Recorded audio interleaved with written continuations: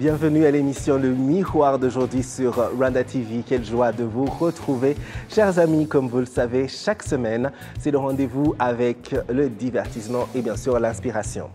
On doit être motivé à faire plus de nos vies et on essaie de le faire dans la joie et la bonne humeur et à travers les parcours intéressants, les carrières, les métiers de nos invités. Aujourd'hui, on va parler d'un domaine qui me plaît énormément. Vous savez que je suis un grand mélomane et fan de musique de toutes formes et de toutes origines, Et donc aujourd'hui, c'est ce qu'on va faire. Et ce sera avec une invitée qui nous vient avec un spectacle très intéressant qui se passe ce soir. Bon, le temps que vous voyez cette émission, le spectacle aura déjà fini, mais quand même, je reviendrai pour vous faire un compte rendu de ce qui s'est passé. Mais aussi, elle aura le temps de travailler sur d'autres choses, comme on va en parler aujourd'hui. Elle nous vient tout droit de France et elle s'appelle Chloé Serme. Mais avant de l'accueillir sur notre plateau, jetons un coup d'œil à l'Actu People de cette semaine. Oui, un petit tour de la planète Star. Débutons l'Actu People de cette semaine avec cette news qu'on retrouve chez nos confrères du New Times. Plus de noms d'artistes rwandais ajoutés à la liste de ceux qui chanteront aux côtés de The Ben à Bujumbura le 1er octobre prochain. Bushali, Babo, Linoji, DJ Lamper, DJ Diallo se produiront avec The Ben dans le même concert qui aura lieu à Bujumbura. Ces artistes rwandais ont récemment été ajoutés à la liste des interprètes qui comprend la DJ tanzanienne Romy Jones, communément connue sous son nom RG The DJ. Barbara Teta, aka Babo, l'une des musiciennes émergentes rwandaise est bien connue pour des chansons telles que Golo avec The Ben, Turn Up, Problem et le récent Yogati avec Bruce Melody. De se produire à nouveau sur le même événement avec The Ben à Bujumbura. Bushali, de son vrai nom Jean-Paul Hagenimana, est un rappeur, chanteur et auteur-compositeur rwandais. Il est surtout connu parmi les jeunes qui sont pour le style musical Kenya Trap, centré sur le style de vie des jeunes à l'ère des nouveaux médias d'aujourd'hui. Avant de se produire devant ses fans burundais, ce 1er octobre, The Ben rencontrera d'abord ses fans lors d'un événement de rencontre au même endroit, le jardin public. Partant cette fois-ci à Atlanta, aux États-Unis, le rappeur Quavo dit qu'il envisage de s'inscrire à l'université l'année prochaine. Oui, vous avez bien entendu.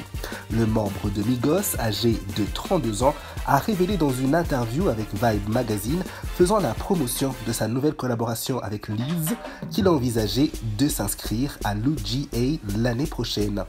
L'année prochaine, je vais m'inscrire à l'université de Géorgie. Je vais être étudiant sur le campus. Fin de citation, a-t-il déclaré au magazine. Quavo est né à Athènes et a grandi dans le comté de Gwinnett. Il dit donc qu'il aime beaucoup l'école. Je cite: j'aime UGA, donc l'université de Géorgie, au maximum. Je veux juste que tout le monde porte ce chapeau et le mette sur la tête parce que nous ne plafonnons pas notre rap, a-t-il déclaré. Le rappeur, dont le dernier album Rocket Power est sorti en août, a également prédit que les Bulldogs obtiendraient la 3e place dans leur quête d'un autre championnat national. Je cite: nous avons réussi cette année et nous avons fait un triplé. Fin de citation, a-t-il déclaré. Quavo n'a pas précisé ce qu'il étudierait à l'université l'an prochain.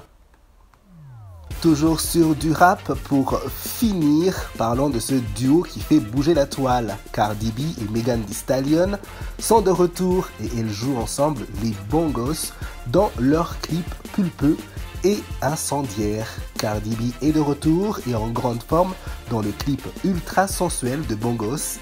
La star du rap US scelle son amitié avec Megan Thee Stallion, l'accompagnant déjà sur le tube 7 fois platine aux États-Unis dans un festival de twerk.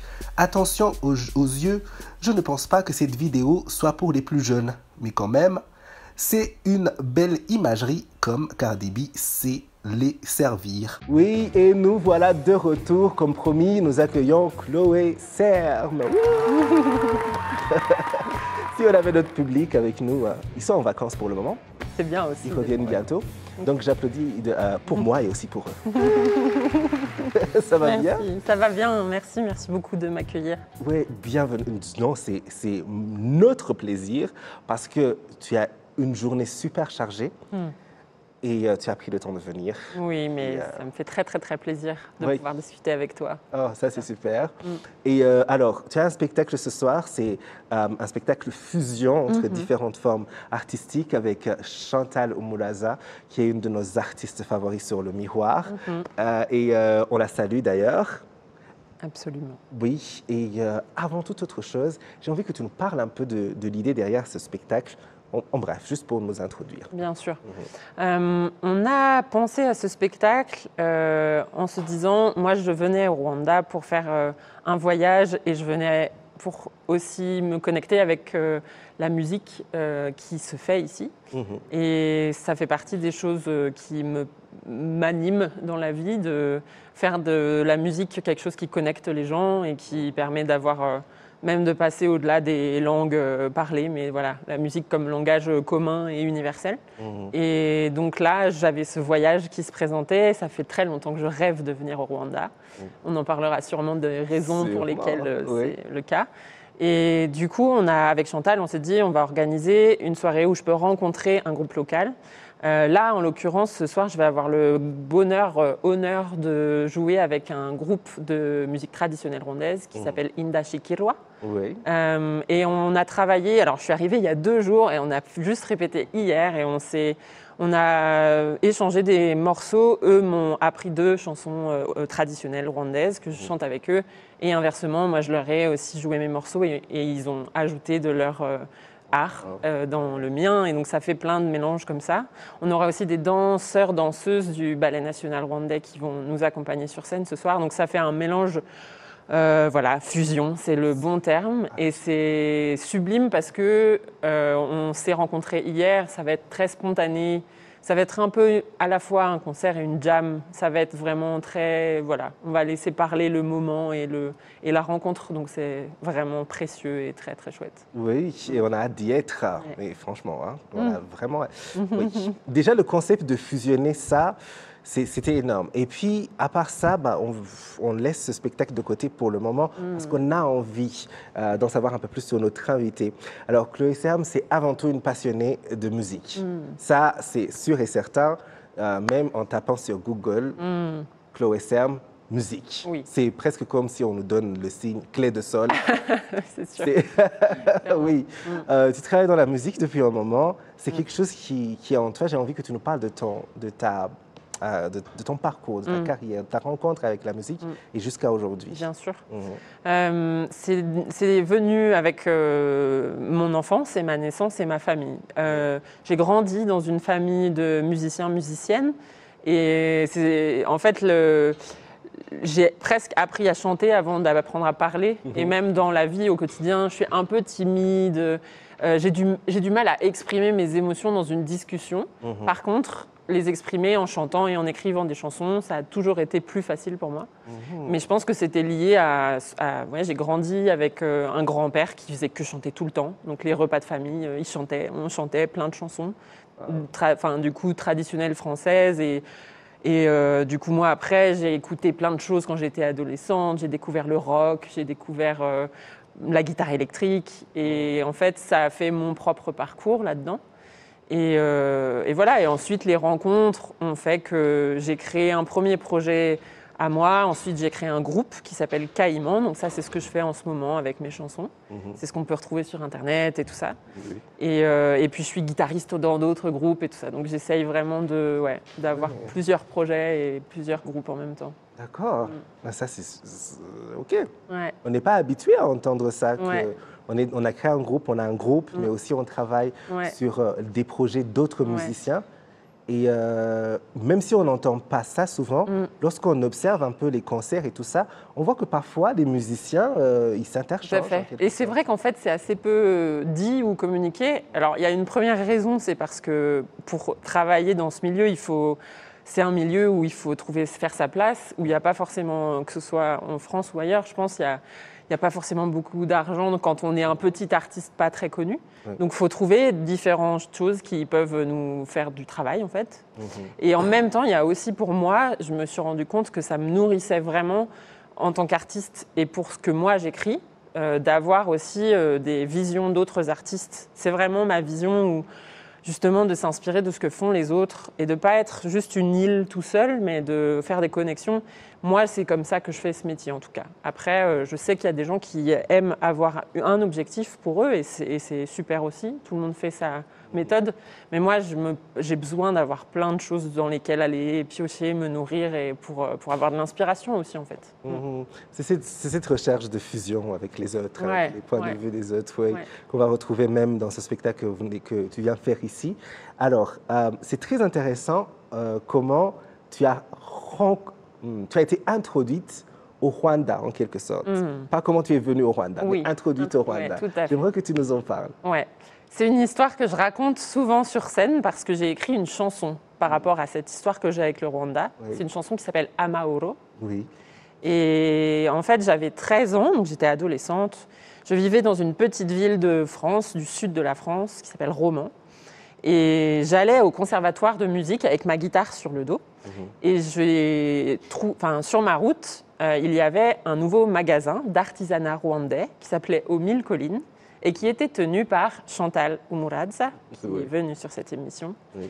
Et que j'ai rencontré. Je suis rentrée dans son magasin et en fait, c'est la rencontre avec cette femme qui est une femme très inspirante parce qu'elle fait plein de projets, qu'elle sait lier justement les gens, les histoires.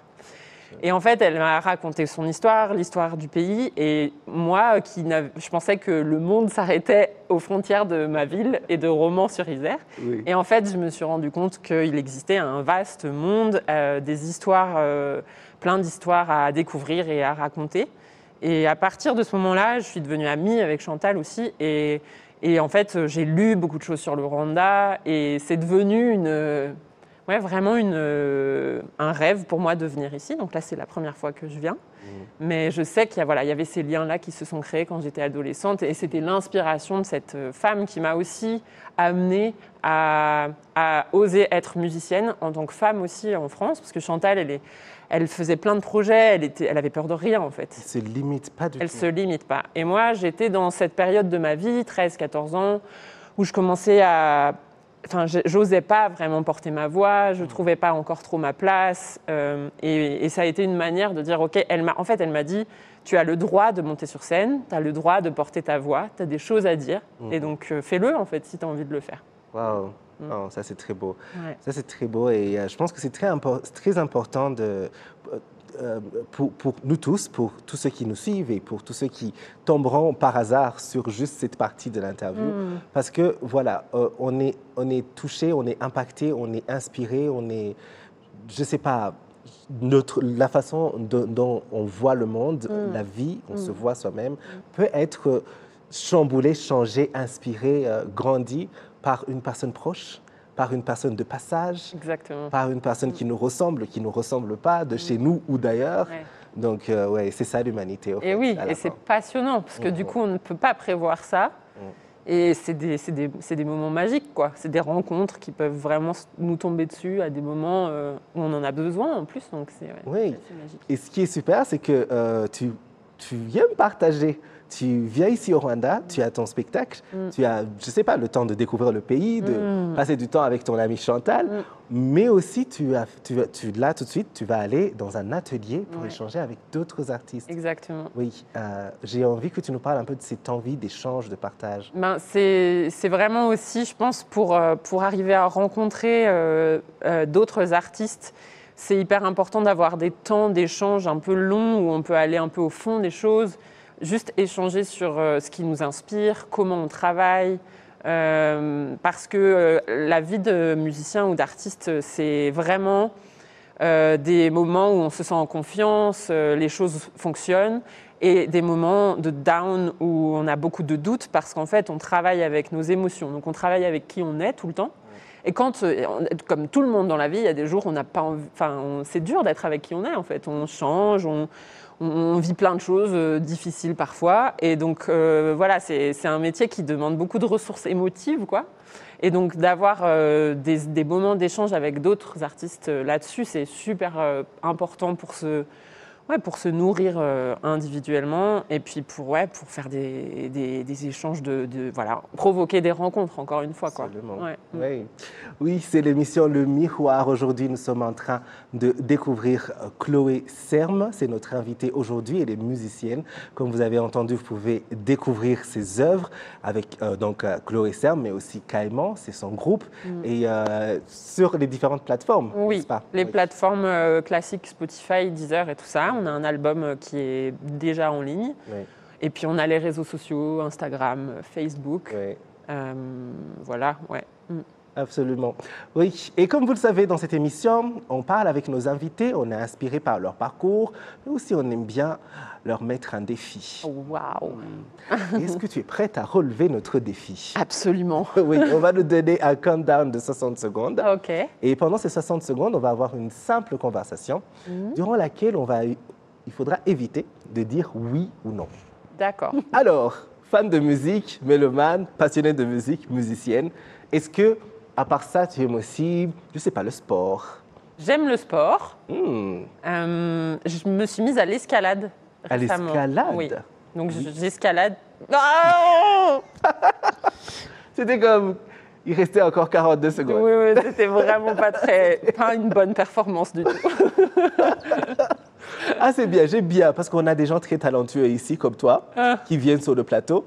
Et parfois, c'est bien lorsqu'ils n'arrivent pas à relever notre défi. Ça montre que vous êtes humain. Mais je crois que j'ai déjà fait ce défi. Et à chaque fois, au bout de 10 secondes, c'est foutu fini. Moi aussi, c'est la même chose. C'est pour ça que je n'essaie plus de faire moi aussi, de ne pas dire oui ou non, parce qu'à la fin, c'est difficile. Okay. Oui, donc l'escalade, c'est le sport que tu fais. Oui, je me suis mise à l'escalade. Je me suis vraiment dit que, justement, pour faire de la musique, c'était très important de sentir une forme physique bonne et assez... de se sentir bien dans son corps. Et j'ai changé beaucoup de fois de sport. J'ai fait différents sports et tout ça parce que j'ai du mal à avoir une régularité, justement, en ayant plein de concerts et tout ça. Mais voilà, l'escalade, c'est super. Ça me plaît d'escalader, de sentir que voilà, tu es en gestion avec tes petits bras et sur un immense... Il y a un côté un peu de se retrouver très petit face à la grande nature aussi qui me plaît beaucoup. C'est vrai. Oui. Et alors, c'est l'émission Le Miroir. On doit malheureusement faire très, très vite. Mais quand même, il y a cette question que je t'avais posée juste avant qu'on commence l'émission, que je pense c'est important qu'on revienne dessus, qui est à propos de est-ce que... en fait, je te parlais de comment j'ai une guitare depuis 2012 et que je ne joue que 3 notes jusqu'à aujourd'hui. Comme beaucoup de gens, plus de 10 ans plus tard. Et donc, je me demandais, est-ce qu'il y a des gens pour qui c'est juste impossible d'apprendre à jouer un instrument ou à chanter tout simplement? Et donc, voilà, non, je pense que c'est possible pour tout le monde d'apprendre, que ce soit d'un instrument ou de chanter. Pour moi, le chant, c'est un instrument comme un autre. C'est des cordes qui vibrent dans la gorge, mais c'est un apprentissage comme un instrument de musique. Et ma mère a été prof de chant pendant très longtemps et elle m'a démontré que la plupart des personnes avec qui elle travaillait, c'était des personnes qui étaient traumatisées dans leur enfance. On leur disait « tu chantes faux, je veux plus t'entendre chanter ». Et en fait, c'est ces effets-là qui nous empêchent de chanter. Mais ce n'est pas notre capacité de base à nous. Et je pense qu'en fait, il y a des facilités, justement, si on est dans une famille musicienne, on entend de la musique tout le temps, on va avoir des facilités. Oui. Mais c'est possible pour tout le monde d'apprendre. Faut pas, et puis ça, voilà, c'est très intime comme exercice, ça va chercher des choses très loin. Donc s'il y a la volonté de le faire, c'est faisable, c'est possible. Et on peut très bien apprendre à chanter, qui qu'on soit, où qu'on soit. D'accord. OK. Il y a de l'espoir pour moi aussi. Oui, tout à fait. Surtout pour cette guitare que j'ai depuis toutes ces années. Oui. Et on aime bien finir notre émission avec des questions rapides pour un peu mieux connaître aussi le côté humain de notre invité. Alors, lorsque tu n'as pas à travailler, que tu n'as pas de concert, que tu n'as pas d'album à préparer et tout ça, quelle est ton activité favorite? Je crois que c'est cuisiner. Cuisiner, oui. C'est vraiment l'activité qui me permet de... Je mets souvent soit de la musique, soit des podcasts pour pour aussi avoir en même temps quelque chose qui rentre dans mon cerveau et en même temps mes mains qui font quelque chose. Et c'est très créatif aussi la cuisine, je crois. Ouais. Donc j'adore essayer des nouvelles choses avec plein d'épices différentes et tout. C'est vraiment, j'adore ça. Ah, ça très gourmande aussi, donc j'aime bien manger, tout simplement. Ah, ok, on va devenir amis pour la vie. Là, voilà, très bien. C'est parti, parce que je cherche des amis qui apprécient. Qui apprécient la nourriture et qui apprécient tout ça. Mais pour l'instant, ce que j'ai mangé ici, c'était très bon. Ça m'a beaucoup plu. Ouais, ça c'est très bien. Oui, une autre question. Est-ce que tu es plus Facebook, Twitter, Instagram ou TikTok?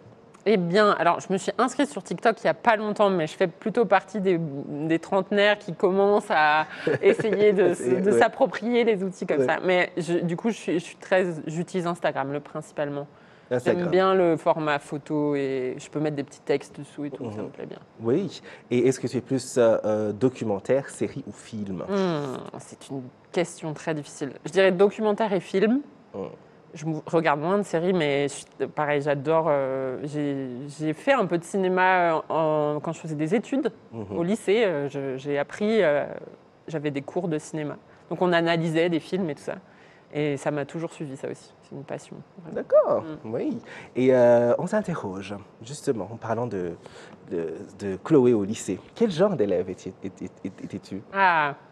J'étais le genre d'élève assez... j'étais pas trop dissipée, j'étais quand même attentive et tout ça. Mais j'étais vite influencée par tout ce qui pouvait se passer autour. J'étais quand même trop émotive et trop... donc du coup... Je sais par exemple mon style, j'étais à la fois hippie, à la fois gothique, à la fois skateuse, à la fois j'avais plein de... Enfin, je mélangeais beaucoup de choses en fait. Ouais. Et donc j'étais un peu amie avec plusieurs groupes différents, un peu entre plusieurs mondes quoi. Ouais. Mais ouais, j'adorais l'histoire par exemple. Donc en histoire, j'étais très attentive et il y avait d'autres cours que j'aimais pas du tout et du coup j'étais nulle. Donc c'était un peu un mélange de choses. Une vie de fusion. Fusion de monde, fusion de... Je me rends compte maintenant que j'en parle. Oui, et on aime bien finir avec cette question bizarre. On essaie de gagner le prix de la question la plus bizarre de toute l'histoire de la télévision. Avec ça.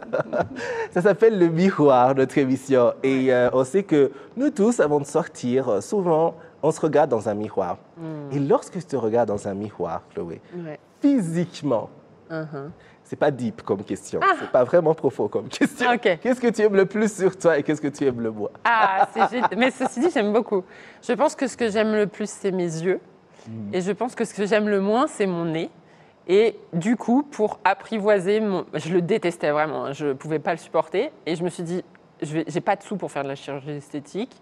Et par contre, je peux mettre un piercing pour me le rendre joli. Enfin, pour me dire, j'ai un soleil dans le nez, au moins, c'est cool.